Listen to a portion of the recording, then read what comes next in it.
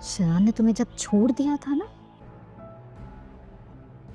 तुम उसी काबिल थे।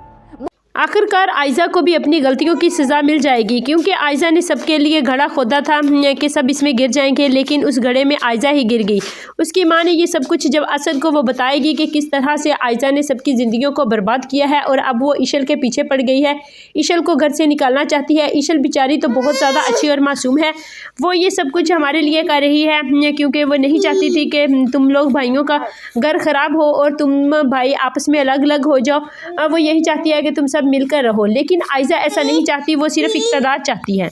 इशल जब अनाया से बात कर रही होती है और उसे बताती है कि किस तरह से आयजा भाभी ने तुम्हारा रास्ता साफ़ किया है, तुम्हारी आयजा को तो सज़ा मिली ही है, लेकिन तुम्हारा रास्ता उसने साफ़ कर दिया है क्योंकि उसने सबको सारी सच्चाई मालूम हो गई है। लेकिन अनाया कहती है कि भाभी अभी अम्मी ने आधी सच्चाई बताई है, आधी सच्चाई तो बताना अभी बाकी है। तो वो कहती है कि कोई बात नहीं, असद भाई को सब मालूम हो चुका है, असद भाई अब तुम्हें कभी नहीं छोड़ने देंगे।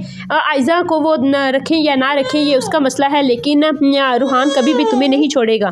अनाया कहती है कि इशल भाभी रूहान तो अब मुझे लेके जाना चाहता है, लेकिन उसने ये जो डीएनए टेस्ट करवाया है इसकी वजह से वो मेरे दिल से उतर गया है, क्योंकि बच्चा तो रूहान का ही है, ये सब कुछ सब जानते हैं, लेकिन रूहान ने ये सब कुछ अच्छा नहीं किया। रूहान जब अनाया से मिलने के लिए उसके घर आएगा तो उसकी अम्मी से कहेगा कि चची जान क्या मैं अनाया से मिल सकता हूँ। तो उसकी माँ कहेगी कि बेटा जब तक अनाया तुम्हारे निकाह में है तुम्हें कोई नहीं रोक सकता कि तुम अनाया से ना मिलो। लेकिन वो कहता है कि चची जान अनाया मुझसे किसी सूरत नहीं मिलना चाहती। तो वो कहती है कि बेटा जो तुमने डीएनए टेस्ट करवा कर अनाया के किरदार पर उंगली उठाई है, इस वजह से अनाया तुमसे नाराज़ है और तुम इसे मना सकती हो।